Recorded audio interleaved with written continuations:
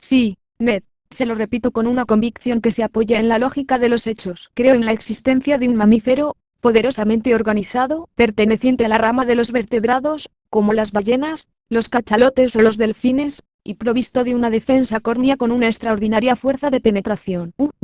Dijo el arponero, moviendo la cabeza con el ademán de un hombre que no quiere dejarse convencer. Y observe, mi buen canadiense, que si tal animal existe, si habita las profundidades del océano, si frecuenta las capas líquidas situadas a algunas millas por debajo de la superficie de las aguas, tiene que poseer necesariamente un organismo cuya solidez desafía toda comparación. ¿Y por qué un organismo tan poderoso?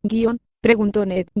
Porque hace falta una fuerza incalculable para mantenerse en las capas profundas y resistir a su presión. ¿De veras? Dijo Ned, que me miraba con los ojos entrecerrados. Ciertamente, y algunas cifras se lo probarán fácilmente. Oh, las cifras, replicó Ned. Se hace lo que se quiere con las cifras, en los negocios, sí, Ned, pero no en matemáticas. Escuche, admitamos que la presión de una atmósfera esté representada por la presión de una columna de agua de 32 pies de altura. En realidad, la altura de la columna sería menor, puesto que se trata de agua de mar, cuya densidad es superior a la del agua dulce. Pues bien, cuando usted se sumerge, Ned, tantas veces cuantas descienda 32 pies, soportará su cuerpo una presión igual a la de la atmósfera, es decir, de kilogramos por cada centímetro cuadrado de su superficie. De ello se sigue que a 320 pies esa presión será de 10 atmósferas, de 100 atmósferas a 3200 pies, y de 1000 atmósferas a 32.000 pies, es decir a unas 2 leguas y media. Lo que equivale a decir que si pudiera usted alcanzar esa profundidad en el océano, cada centímetro cuadrado de la superficie de su cuerpo sufriría una presión de 1000 kilogramos. ¿Y sabe usted, mi buen Ned, cuántos centímetros cuadrados tiene usted en superficie? Lo ignoro por completo, señor Aronnax. Unos 17.000, aproximadamente. ¿Tantos? ¿De veras? ¿Y, cómo, en realidad, la presión atmosférica es un poco superior al peso de 1 kilogramo por centímetro cuadrado? Sus 17.000 centímetros cuadrados están soportando ahora una presión de 17.568 kilogramos. Sin que yo me dé cuenta, sin que se dé cuenta, si tal presión no le aplasta a usted es porque el aire penetra en el interior de su cuerpo con una presión igual. De ahí un equilibrio perfecto entre las presiones interior y exterior, que se neutralizan, lo que le permite soportarla sin esfuerzo. Pero en el agua, es otra cosa. Sí, lo comprendo, respondió Ned, que se mostraba más atento, porque el agua me rodea y no me penetra. Exactamente, Ned. Así, pues, a 32 pies por debajo de la superficie del mar, sufriría usted una presión de 17.568 kilogramos, a 320 pies, 10 veces esa presión, o sea, 175.680 kilogramos, a 3.200 pies, 100 veces esa presión, es decir, 1.756.800 kilogramos, y a 32.000 pies.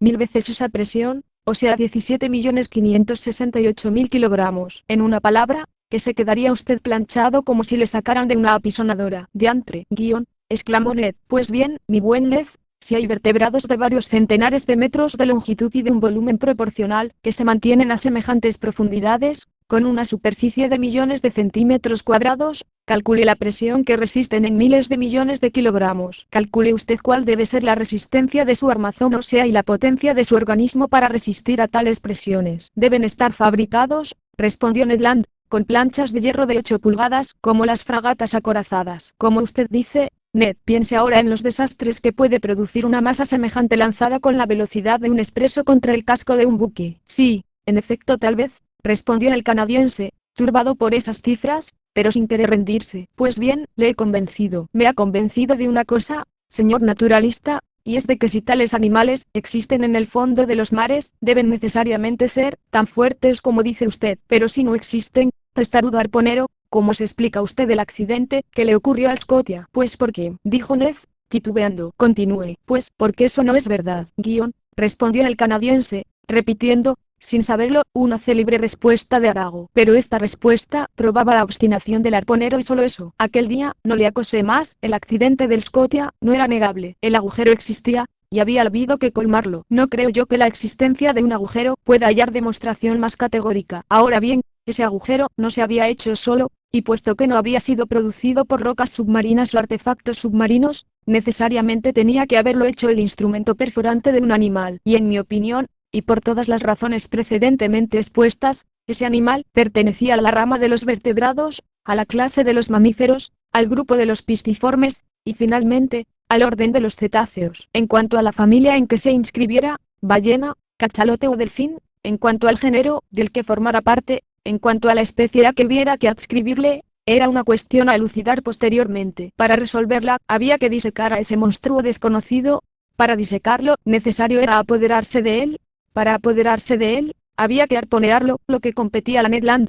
Para arponearlo, había que verlo, lo que correspondía a la tripulación, y para verlo, había que encontrarlo, lo que incumbía al azar. 5. A la aventura. Ningún incidente marcó durante algún tiempo el viaje del Abraham Lincoln, aunque se presentó una circunstancia que patentizó la maravillosa habilidad de Ned Land, y mostró la confianza que podía depositarse en él. A lo largo de las Malvinas, el 30 de junio, la fragata entró en comunicación con unos balleneros norteamericanos, que nos informaron no haber visto al narval, pero uno de ellos, el capitán del Monroe, conocedor de que Ned Land se hallaba a bordo del Abraham Lincoln, requirió su ayuda para cazar una ballena que tenían a la vista. Deseoso el comandante Farragut de ver en acción a Ned Land, le autorizó a subir a bordo del Monroe, y el azar fue tan propicio a nuestro canadiense que en vez de una ballena arponeó a dos con un doble golpe, asestándoselo a una directamente en el corazón. Se apoderó de la otra después de una persecución de algunos minutos. Decididamente, si el monstruo llegaba a vérselas con el arpón de Ned Land, no apostaría yo un céntimo por el monstruo. La fragata corrió a lo largo de la costa sudeste de América, con una prodigiosa rapidez. El 3 de julio, nos hallábamos a la entrada del estrecho de Magallanes, a la altura del Cabo de las Vírgenes. Pero el comandante Farragut no quiso adentrarse en ese paso sinuoso, y maniobró para doblar el Cabo de Hornos, decisión que mereció la unánime aprobación de la tripulación. Ante la improbabilidad de encontrar al narval en ese angosto estrecho, fueron muchos los marineros que opinaban que el monstruo no podía pasar por él, que era demasiado grande para eso. El 6 de julio, hacia las 3 de la tarde, el Abraham Lincoln doblaba a 15 millas al sur ese islote solitario, esa roca perdida en la extremidad del continente americano, al que los marinos holandeses impusieron el nombre de su ciudad natal, el Cabo de Hornos. Se enderezó el rumbo al noroeste, y al día siguiente, la hélice de la fragata batía, al fin, las aguas del Pacífico. Abre el ojo, guión, repetían los marineros del Abraham Lincoln, y los abrían desmesuradamente. Los ojos y los catalejos, un poco deslumbrados, cierto es por la perspectiva de los $2000, no tuvieron un instante de reposo. Día y noche, se observaba la superficie del océano. Los nictálopes, cuya facultad de ver en la oscuridad aumentaba sus posibilidades en un 50%, jugaban con ventaja en la conquista del premio. No era yo el menos atento a bordo, sin que me incitara a ello el atractivo del dinero. Concedía tan solo algunos minutos a las comidas y algunas horas al sueño para, indiferente al sol o a la lluvia, pasar todo mi tiempo sobre el puente, unas veces inclinado sobre la batayola del castillo y otras apoyado en el coronamiento de popa. Yo devoraba con ávida mirada la espumosa estela que blanqueaba el mar hasta el límite de la mirada. Cuántas veces compartí la emoción del Estado Mayor y de la tripulación cuando una caprichosa ballena elevaba su oscuro lomo sobre las olas. Cuando eso sucedía, se poblaba el puente de la fragata en un instante. Las escotillas vomitaban un torrente de marineros y oficiales que, sobrecogidos de emoción, observaban los movimientos del cetáceo. Yo miraba hasta agotar mi retina y quedarme ciego, lo que le hacía decirme a Conseil, siempre flemático, en tono sereno: si el señor forzara menos los ojos, vería mejor. Vanas emociones aquellas. El Abraham Lincoln modificaba su rumbo en persecución del animal señalado, que resultaba ser una simple ballena o un vulgar cachalote que pronto desaparecían entre un concierto de imprecaciones. El tiempo continuaba siendo favorable, y el viaje iba transcurriendo en las mejores condiciones. Nos hallábamos entonces en la mala estación austral, por corresponder el mes de julio de aquella zona al mes de enero en Europa, pero la mar se mantenía tranquila, y se dejaba observar fácilmente en un vasto perímetro. Ned Land continuaba manifestando la más tenaz incredulidad, hasta el punto de mostrar ostensiblemente su desinterés por el examen de la superficie del mar cuando no estaba de servicio o cuando ninguna ballena se hallaba a la vista, y, sin embargo, su maravillosa potencia visual nos hubiera sido muy útil. Pero de cada 12 horas, 8 por lo menos las pasaba el testarudo canadiense, leyendo o durmiendo en su camarote. Más de 100 veces le reconvine por su indiferencia. Respondía: no hay nada, señora Lonlaxe, aunque existiese ese animal. ¿Qué posibilidades tenemos de verlo corriendo, como lo estamos haciendo, a la aventura? Se ha dicho que se vio esa bestia en los altos mares del Pacífico, lo que estoy dispuesto a admitir, pero han pasado ya más de 2 meses desde ese hallazgo, y a juzgar por el temperamento de su narval, no parece gustarle enmohecerse en los mismos parajes. Parece estar dotado de una prodigiosa facilidad de desplazamiento. Y usted sabe mejor que yo, señor profesor, que la naturaleza no hace nada sin sentido. Por eso, no habría dado a un animal lento por constitución la facultad de moverse rápidamente si no tuviera la necesidad de utilizar esa facultad. Luego, si la bestia existe, debe estar ya lejos. No sabía yo qué responder a tal argumentación. Era evidente que íbamos a ciegas. Pero ¿cómo podríamos proceder de otro modo? Cierto que nuestras probabilidades eran muy limitadas. Pese a todo, nadie a bordo dudaba todavía del éxito, y no había un marinero dispuesto a apostar contra la próxima aparición del narval. El 20 de julio, atravesamos el trópico de Capricornio a 1050 de longitud, y el 27 del mismo mes, el Ecuador, por el meridiano 110. La fragata tomó entonces una más decidida dirección hacia el oeste, hacia los mares centrales del Pacífico. El comandante Farragut pensaba, con fundamento, que era mejor frecuentar las aguas profundas y alejarse de los continentes y de las islas, cuyas proximidades parecía haber evitado siempre el animal, sin duda porque no había demasiada agua para él, decía el contramaestre. La fragata pasó, pues, a lo largo de las islas Pomotu, Marquesas y Sandwich, cortó el trópico de Cáncer a 1320 de longitud, y se dirigió hacia los mares de China. Por fin nos hallábamos en el escenario de la última aparición del monstruo. A partir de entonces puede decirse que ya no se vivía a bordo. Los corazones latían furiosamente, incubando futuros aneurismas incurables. La tripulación entera sufría una sobreexcitación nerviosa de la que yo no podría dar una pálida idea. No se comía, ni se dormía. 20 veces al día, un error de apreciación, una ilusión óptica de algún marinero encaramado a una cofa, causaban un súbito alboroto, y estas emociones, 20 veces repetidas, nos mantenían en un estado de eretismo demasiado violento para no provocar una próxima recesión. Y, en efecto, la reacción no tardó en producirse. Durante 3 meses de los que cada día duraba un siglo, el Abraham Lincoln surcó todos los mares septentrionales del Pacífico, corriendo tras de las ballenas señaladas, procediendo a bruscos cambios de rumbo, virando súbitamente de uno a otro bordo, parando repentinamente sus máquinas, forzando o reduciendo el vapor alternativamente, con riesgo de desnivelar su maquinaria, y sin dejar un punto inexplorado desde las costas del Japón a las de América, y nada más que la inmensidad de las olas desiertas, nada que se asemejara a un narval gigantesco, ni a un islote submarino, ni a un resto de naufragio, ni a un escollo fugaz, ni a nada sobrenatural. La previsible reacción a tanto entusiasmo baldío, se produjo inevitablemente. El desánimo se apoderó de todos, y abrió una brecha a la incredulidad. Un nuevo sentimiento nos embargó a todos, un sentimiento que se componía de 3 décimas de vergüenza y 7 décimas de furor. Había que ser estúpidos para dejarse seducir por una quimera,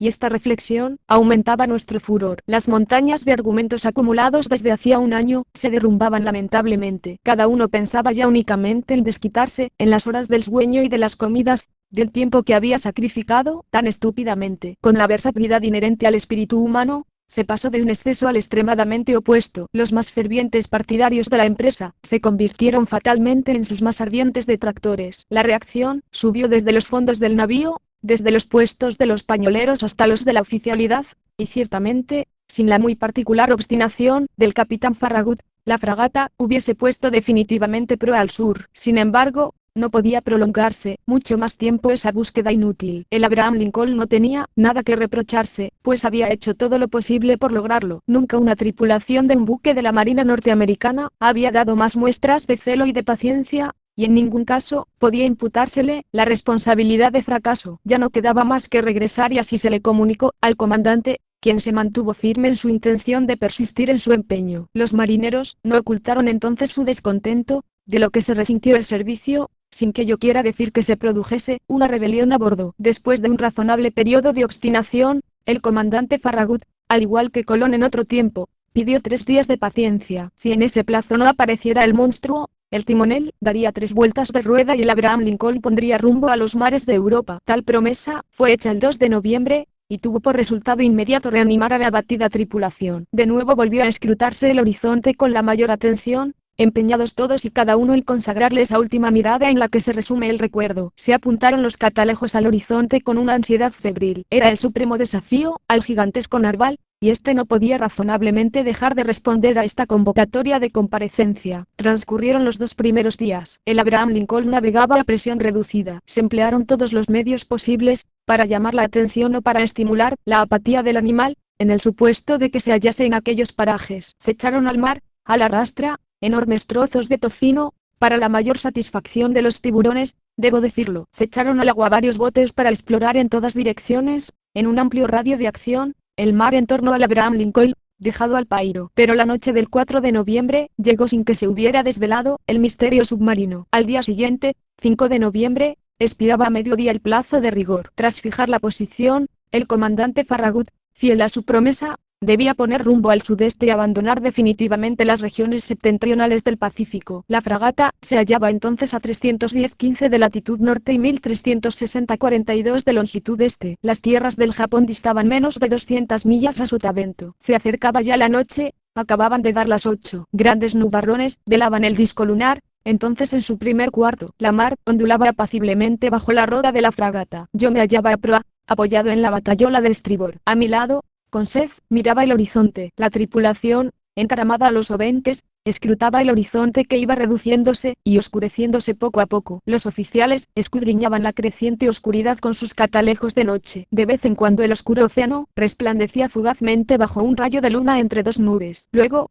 el rayo de luz se desvanecía de nuevo en las tinieblas. Observando a Conseil, creí ver que el buen muchacho se había dejado contagiar un poco del estado de ánimo general. Quizá y por vez primera sus nervios vibraban bajo el sentimiento de la curiosidad. Vamos, Conseil, le dije, esta es la última ocasión de embolsarse $2000. Permítame el señor decirle que en ningún momento he contado con esa prima, y que aunque se hubieran ofrecido $100,000, no por eso se hubiera visto más pobre el gobierno de la Unión. Tienes razón, Conseil, después de todo, es una estúpida aventura, y nos hemos lanzado a ella con una excesiva ligereza. Cuánto tiempo perdido y cuántas emociones inútiles. Pensar que hace ya 6 meses que podíamos estar en Francia, en la casa del señor, en el museo del señor, y yo tendría ya clasificados los fósiles del señor. El babirusa del señor estaría ya instalado en su jaula del jardín de plantas, y sería la atracción de todos los curiosos de la capital. Así es, Conseil, y lo que es más, así me lo temo, la gente va a burlarse de nosotros. En efecto, respondió muy tranquilamente Conseil, creo que van a burlarse del señor. Y puedo permitirme decir que, ¿puedes permitírtelo,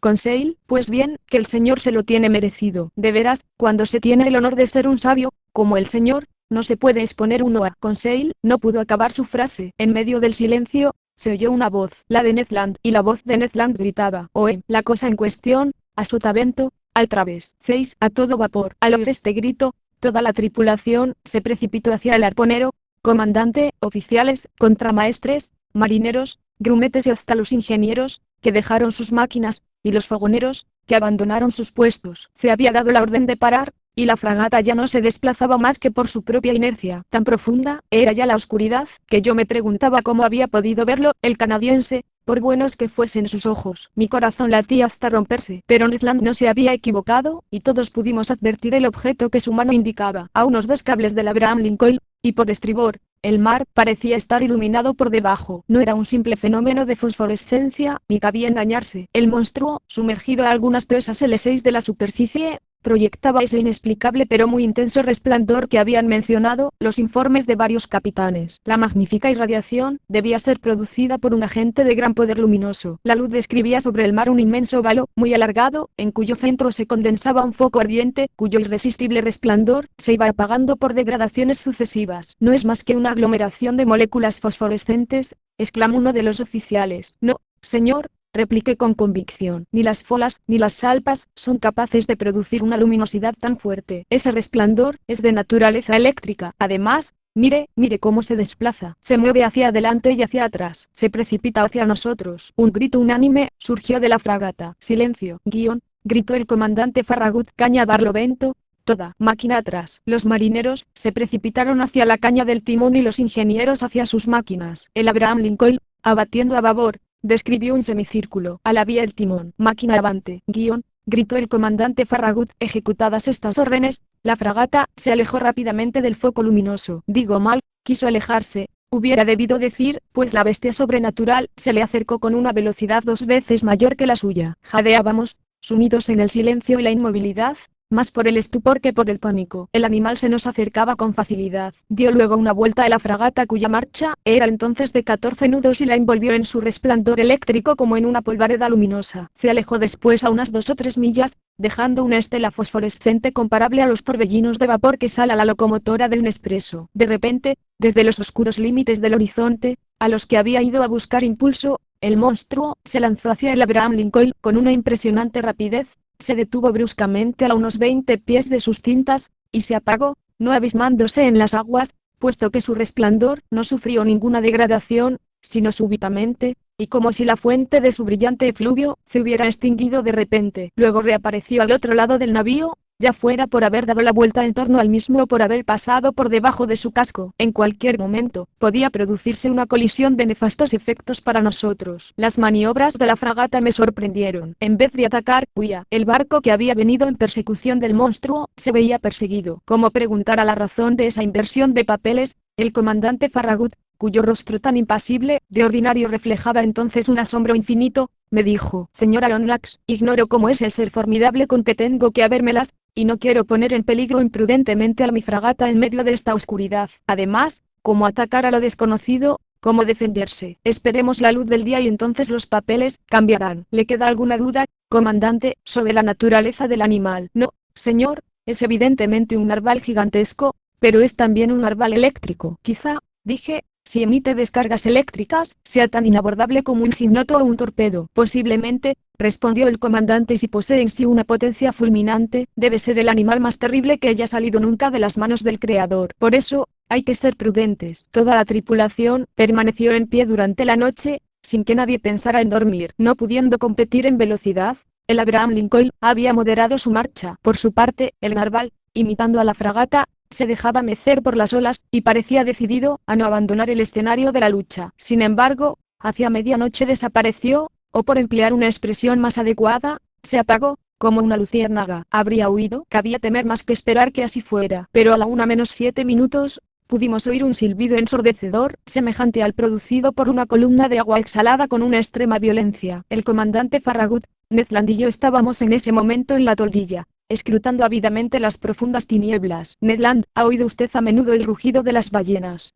Preguntó el comandante. Muchas veces, señor, pero nunca el de una ballena cuyo hallazgo me haya valido $2000. En efecto, se ha ganado usted la prima. Pero, dígame, ¿no es ese el ruido que hacen los cetáceos al exhalar el agua por sus espiráculos? El mismo ruido, señor, con la diferencia de que el que acabamos de oír es incomparablemente más fuerte. No hay error posible, es un cetáceo lo que tenemos ante nosotros. Y con su permiso, señor, añadió el arponero, mañana al despuntar el día, le diremos 2 palabras a nuestro vecino. Si es que está de humor para escucharle, señor Land, dije con un tono de escasa convicción. Que pueda yo acercarme a 4 largos de arpón, replicó el canadiense, y verá usted si se siente obligado a escucharme. Para acercarse a él, dijo el comandante, supongo que tendré que poner una ballenera a su disposición. Claro está, lo que significará poner en juego la vida de mis hombres. ¿Y la mía?, respondió el arponero, con la mayor simplicidad. Hacia las 2 de la mañana, reapareció con no menor intensidad, el foco luminoso, a unas 5 millas a barlovento del Abraham Lincoln. A pesar de la distancia y de los ruidos del viento y del mar,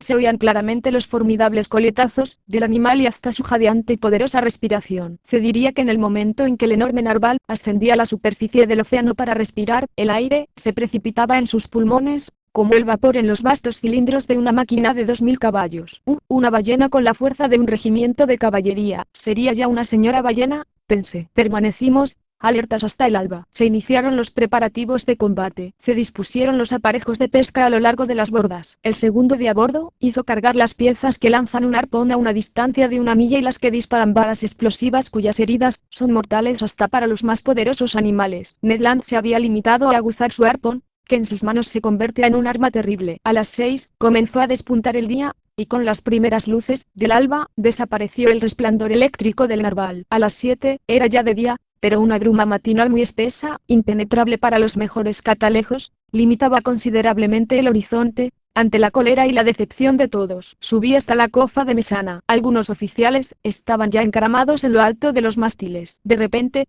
y al igual que en la víspera, se oyó la voz de Ned Land. La cosa en cuestión por babor, atrás. Todas las miradas convergieron en la dirección indicada. A 1,5 millas de la fragata, un largo cuerpo negruzco emergía de las aguas en 1 metro, aproximadamente. Su cola, violentamente agitada, producía un considerable remolino. Jamás aparato caudal alguno había batido el mar con tal violencia. Un inmenso surco de blanca espuma describía una curva alargada que marcaba el paso del animal. La fragata se aproximó al cetáceo, y pude observarlo con tranquilidad. Los informes del Shandong y del Helvetia habían exagerado un poco sus dimensiones. Yo estimé su longitud en unos 250 pies, tan solo. En cuanto a su grosor, no era fácil apreciarlo, pero en suma, El animal me pareció admirablemente proporcionado en sus 3 dimensiones. Mientras observaba aquel ser fenomenal, vi cómo lanzaba 2 chorros de agua y de vapor por sus espiráculos hasta una altura de unos 40 metros. Eso me reveló su modo de respiración, y me permitió concluir definitivamente que pertenecía a los vertebrados, clase de los mamíferos, subclase de los monodelfos, grupo de los pisciformes, orden de los cetáceos, familia. En este punto, no podía pronunciarme todavía. El orden de los cetáceos comprende 3 familias, las ballenas, los cachalotes y los delfines, y es en esta última en la que se inscriben los narvales. Cada una de estas familias se divide en varios géneros, cada género en especies y cada especie en variedades, variedad, especie, género y familia. Me faltaban aún, pero no dudaba yo de que llegaría a completar mi clasificación. Con la ayuda del cielo y del comandante Farragut, la tripulación esperaba impaciente las órdenes de su jefe. Tras haber observado atentamente al animal, el comandante llamó al ingeniero, quien se presentó inmediatamente. ¿Tiene suficiente presión? Le preguntó el comandante. Sí, señor, respondió el ingeniero. Bien, refuerce entonces la alimentación, y a toda máquina. 3 hurras acogieron la orden. Había sonado la hora del combate. Unos instantes después, las 2 chimeneas de la fragata vomitaban torrentes de humo negro y el puente se movía con la trepidación de las calderas, impelido hacia adelante por su potente hélice. El Abraham Lincoln se dirigió frontalmente hacia el animal. Este le dejó aproximarse, indiferente, hasta medio cable de distancia, tras lo cual se alejó sin prisa, limitándose a mantener su distancia sin tomarse la molestia de sumergirse. La persecución se prolongó así durante 3/4 de hora, aproximadamente, sin que la fragata consiguiera ganarle al cetáceo más de 2 toesas. Era evidente que con esa marcha la fragata no le alcanzaría nunca. El comandante Farragut se mesaba con rabia su frondosa perilla. Ned Land, gritó. Acudió a la orden el canadiense. ¿Me aconseja todavía que eche mis botes al mar? No, señor, respondió Ned Land, pues esa bestia no se dejará atrapar si no quiere. ¿Qué hacer entonces? Forzar las máquinas, si es posible. Si usted me lo permite, yo voy a instalarme en los barbiquejos del Bauprés y si conseguimos acercarnos a tiro de arpón, lo arponearé. De acuerdo, Ned, hágalo, respondió el comandante Farragut. Ingeniero, gritó, aumente la presión. Ned Land se dirigió a su puesto. Se forzaron las máquinas. La hélice comenzó a girar a 43 revoluciones por minuto. El vapor se escapaba por las válvulas. Lanzada la corredera, se comprobó que el Abraham Lincoln había alcanzado una velocidad de 18 millas y 5 décimas por hora. Pero el maldito animal corría también a 18 millas y 5 décimas por hora. Durante 1 hora aún, la fragata se mantuvo a esa velocidad, sin conseguir ganarle una toesa al animal, lo que era particularmente humillante para uno de los más rápidos navíos de la Marina norteamericana. Una ira sorda embargó a la tripulación, que injuriaba al monstruo, sin que éste se dignara responder. El comandante Farragut no se retorcía ya la perilla, se la comía. El ingeniero se vio convocado de nuevo. ¿Ha llegado usted al máximo de presión? Le preguntó el comandante. Sí, señor, respondió el ingeniero. ¿Y están cargadas las válvulas a 6 atmósferas y media? Pues cárguelas a 10 atmósferas. Una orden bien norteamericana. Ciertamente, no se hubiera llegado más allá en el Mississippi en las competiciones de velocidad a que se entregan los vapores fluviales. Conseil, dije a mi buen sirviente, que se hallaba a mi lado, ¿te das cuenta de que muy probablemente vamos a saltar por los aires? Como el señor guste, respondió Conseil. Pues bien, debo confesar que, en mi excitación, no me importaba correr ese riesgo. Se cargaron las válvulas, se reforzó la alimentación de carbón, y se activó el funcionamiento de los ventiladores sobre el fuego. Aumentó la velocidad del Abraham Lincoln hasta el punto de hacer temblar a los mástiles sobre sus carlingas. Las chimeneas eran demasiado estrechas para dar salida a las espesas columnas de humo. Se echó nuevamente la corredera. ¿Y bien, timonel? Preguntó el comandante Farragut. 19 millas y 3 décimas, señor. Forzad los fuegos. El ingeniero obedeció. El manómetro marcó 10 atmósferas, pero el cetáceo acompasó nuevamente su velocidad a la del barco, a la de 19 millas y 3 décimas. ¡Qué persecución! No, imposible me es describir la emoción que hacía vibrar todo mi ser. Ned Land se mantenía en su puesto, preparado para lanzar su arpón. En varias ocasiones, el animal se dejó aproximar. Le ganamos terreno. Gritó el canadiense. Pero en el momento en que se disponía al lanzamiento de su arpón, el cetáceo se alejaba, con una rapidez que no puedo por menos de estimar en unas 30 millas por hora. Y en alguna ocasión, se permitió incluso ridiculizar a la fragata, impulsada al máximo de velocidad por sus máquinas, dando alguna que otra vuelta en torno suyo, lo que arrancó un grito de furor de todos nosotros. A mediodía nos hallábamos, pues, en la misma situación que a las 8 de la mañana. El comandante Farragut se decidió entonces por el recurso a métodos más directos. Exclamó, ese animal es más rápido que el Abraham Lincoln. Pues bien, vamos a ver si es más rápido también que nuestros obuses. Contramaestre, artilleros a la batería de proa. Inmediatamente se procedió a cargar y a apuntar el cañón de proa. Efectuado el primer disparo, el obús pasó a algunos pies por encima del cetáceo, que se mantenía a media milla de distancia. Otro con mejor puntería. Gritó el comandante. $500 a quien sea capaz de atravesar a esa bestia infernal. Un viejo artillero de barba canosa, me parece estar viéndolo, ahora con una expresión fría y tranquila en su semblante, se acercó a la pieza, la situó en posición y la apuntó durante largo tiempo. La fuerte detonación fue seguida casi inmediatamente de los hurras de la tripulación. El obús había dado en el blanco, pero no normalmente, pues tras golpear al animal, se había deslizado por su superficie redondeada y se había perdido en el mar a unas 2 millas. «¡Ah, no es posible!», exclamó, rabioso, el viejo artillero. «Ese maldito está blindado con planchas de 6 pulgadas. ¡Maldición!», exclamó el comandante Farragut. La persecución recomenzó, y el comandante Farragut, cerniéndose sobre mí, me dijo: «Voy a perseguir a ese animal hasta que estalle mi fragata». «Sí», respondí, «tiene usted razón. Podía esperarse que el animal se agotara, que no fuera indiferente a la fatiga, como una máquina de vapor, pero no fue así. Transcurrieron horas y horas sin que diera ninguna señal de fatiga. Hay que decir en honor del Abraham Lincoln que luchó con una infatigable tenacidad. No estimó en menos de 500 kilómetros la distancia que recorrió nuestro barco durante aquella desventurada jornada, del 6 de noviembre, hasta la llegada de la noche que sepultó en sus sombras las agitadas aguas del océano. En aquel momento creí llegado el fin de nuestra expedición, al pensar que nunca más habríamos de ver al fantástico animal. Pero me equivocaba. A las 10:50 de la noche, reapareció la claridad eléctrica a unas 3 millas a barlovento de la fragata, con la misma pureza e intensidad que en la noche anterior. El narval parecía inmóvil. Tal vez, vencido por la fatiga, dormía, entregado a la ondulación de las olas. El comandante Farragut resolvió aprovechar la oportunidad que creyó ver en esa actitud del animal, y dio las órdenes en consecuencia. El Abraham Lincoln se acercó a él despacio, prudentemente, para no sobresaltar a su adversario. No es raro encontrar en pleno océano a las ballenas sumidas en un profundo sueño, ocasión que es aprovechada con éxito por sus cazadores. Ned Land había arponeado a más de una en tal circunstancia. El canadiense volvió a instalarse en los barbiquejos del bauprés. La fragata se acercó silenciosamente, paró sus máquinas a unos 2 cables del animal, y continuó avanzando por su fuerza de inercia. Todo el mundo a bordo contenía la respiración. El silencio más profundo reinaba sobre el puente. Estábamos ya tan solo a unos 100 pies del foco ardiente,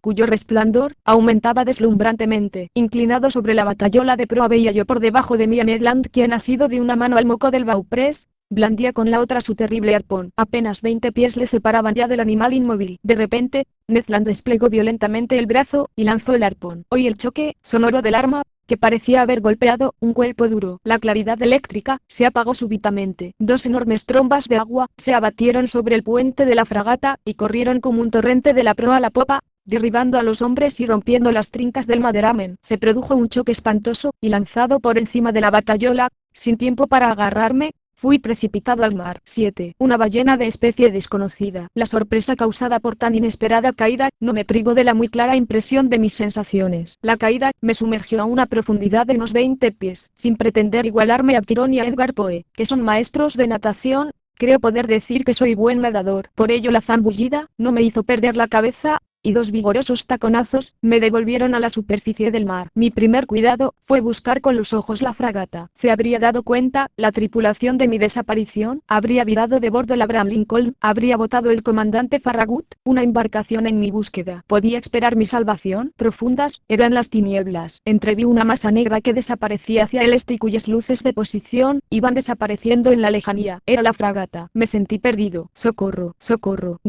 Grité, mientras nadaba desesperadamente hacia el Abraham Lincoln, embarazado por mis ropas que, pegadas a mi cuerpo por el agua, paralizaban mis movimientos. Me iba abajo, me ahogaba. ¡Socorro! Fue el último grito que sale. Mi boca se llenó de agua. Me debatía, succionado por el abismo. De pronto me sentí asido por una mano vigorosa, que me devolvió violentamente a la superficie, y oí, sí, oí estas palabras pronunciadas a mi oído. Si el señor fuera tan amable de apoyarse en mi hombro, nadaría con más facilidad. Mi mano se asió del brazo de mi fiel Conseil. ¿Tú? ¿Eres tú? Yo mismo, respondió, a las órdenes del señor. Te precipitó el choque al mar al mismo tiempo que a mí. No. Pero como estoy al servicio del señor, seguí al señor. El buen muchacho encontraba eso natural. ¿Y la fragata? La fragata, respondió Conseil, volviéndose de espaldas. Creo que el señor hará bien en no contar con ella. ¿Cómo dices? Digo que en el momento en que me arrojé al mar, oí que los timoneles gritaban. Se han roto la hélice y el timón. ¿Rotos? Sí. destrozados por el diente del monstruo. Es la única avería, creo yo, que ha sufrido el Abraham Lincoln, pero desgraciadamente para nosotros es una avería que le impide gobernarse. Entonces estamos perdidos. Posiblemente, respondió Conseil, con la mayor tranquilidad. Pero aún tenemos unas cuantas horas por delante, y en unas horas pueden pasar muchas cosas. La imperturbable sangre fría de Conseil me dio ánimos. Nadé con más vigor, pero incomodado por mis ropas que me oprimían como los sellos de un barril. Tenía grandes dificultades para sostenerme a flote. Conseil se dio cuenta. Permítame el señor hacerle una incisión. Y con una navaja, desgarró mis ropas de arriba abajo en un rápido movimiento. Luego me liberó de mis ropas con gran habilidad, mientras yo nadaba por los dos. A mi vez procedí a prestar idéntico servicio a Conseil, y continuamos navegando, uno junto al otro. Nuestra situación era terrible. Tal vez no se hubiera dado cuenta nadie de nuestra desaparición, y aunque no hubiera pasado inadvertida, la fragata, privada de gobierno, no podría venir en busca nuestra, únicamente podíamos contar con sus botes. Partiendo de esta hipótesis, Conseil razonó fríamente e hizo un plan consecuente. Qué extraordinaria naturaleza, la de este flemático muchacho,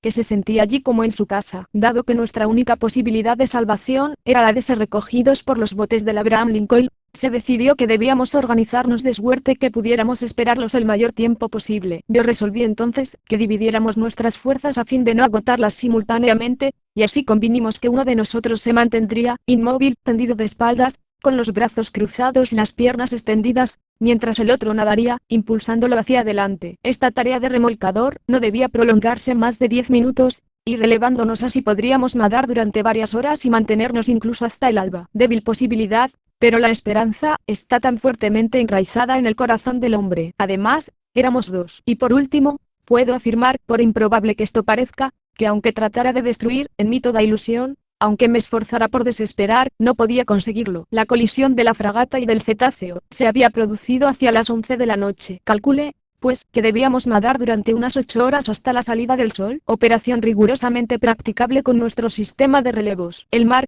bastante bonancible, nos fatigaba poco. A veces trataba yo de penetrar con la mirada las espesas tinieblas que tan solo rompía la fosforescencia provocada por nuestros movimientos. Miraba esas ondas luminosas, que se deshacían en mis manos y cuya capa espejeante, formaba como una película de tonalidades lívidas. Se hubiera dicho que estábamos sumergidos en un baño de mercurio. Hacia la 1 de la mañana, me sentía ya totalmente extenuado, con los miembros rígidos por el efecto de unos violentos calambres. Conseil tuvo que sostenerme y a partir de ese momento nuestra conservación pesó exclusivamente sobre él. Pronto oí jadear al pobre muchacho, su respiración se tornó corta y rápida, y eso me hizo comprender que no podría resistir ya mucho más tiempo. Déjame, guión, le dije, abandonar al señor. Nunca, antes me ahogaré yo, me ahogaré antes que él. La luna apareció en aquel momento, entre los bordes de una espesa nube que el viento impelía hacia el este. La superficie del mar rieló bajo sus rayos. La bienhechora luz reanimó nuestras fuerzas. Pude levantar la cabeza y escrutar el horizonte. Viernes la fragata, a unas 5 millas de nosotros, como una masa oscura,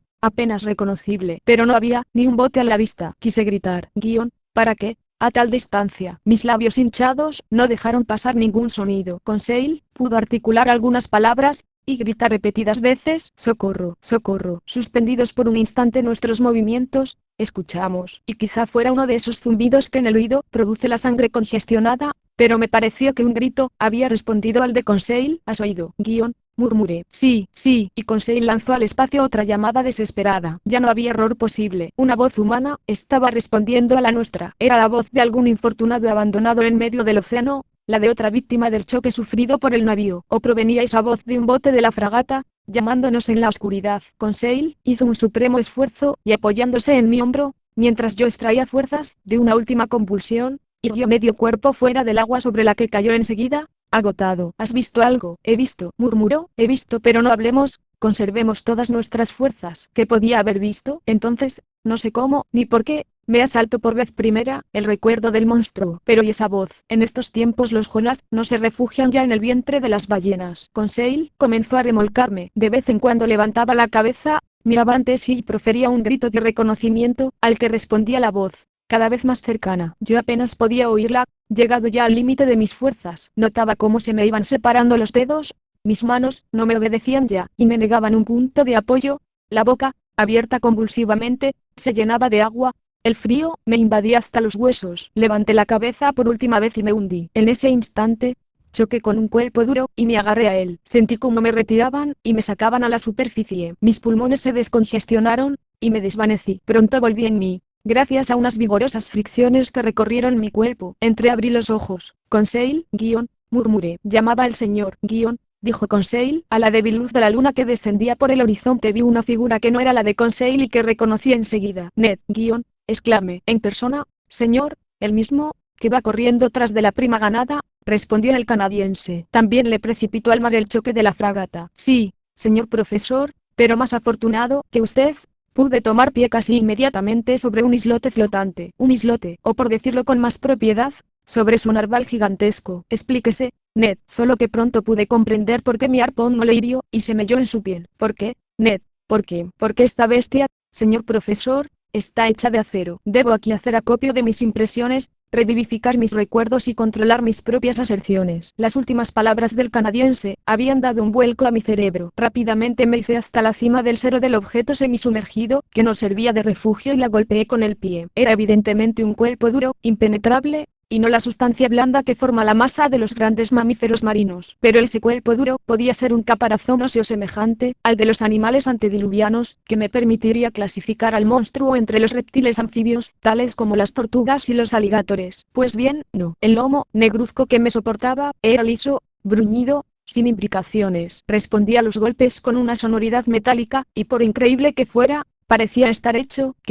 estaba hecho con planchas atornilladas. La duda ya no era posible. El animal, el monstruo, el fenómeno natural que había intrigado al mundo científico de todo el orbe y excitado y extraviado la imaginación de los marinos de ambos hemisferios, había que reconocerlo, un fenómeno aún más asombroso, un fenómeno creado por la mano del hombre. El descubrimiento de la existencia del ser más fabuloso, del ser más mitológico, no habría podido sorprender, tanto y en tan alto grado a mi razón como el que acababa de hacer. Que lo prodigioso provenga del Creador, parece sencillo, pero hallar de repente bajo los ojos lo imposible, misteriosa y humanamente realizado, es algo que hace naufragar a la razón, y no había vacilación posible. Nos hallábamos, efectivamente, tendidos sobre la superficie de una especie de barco submarino cuya forma, hasta donde podía juzgar por lo que de ella veía, era la de un enorme pez de acero. Ned Land tenía ya formada su opinión al respecto, y Conseil y yo hubimos de compartirla con él.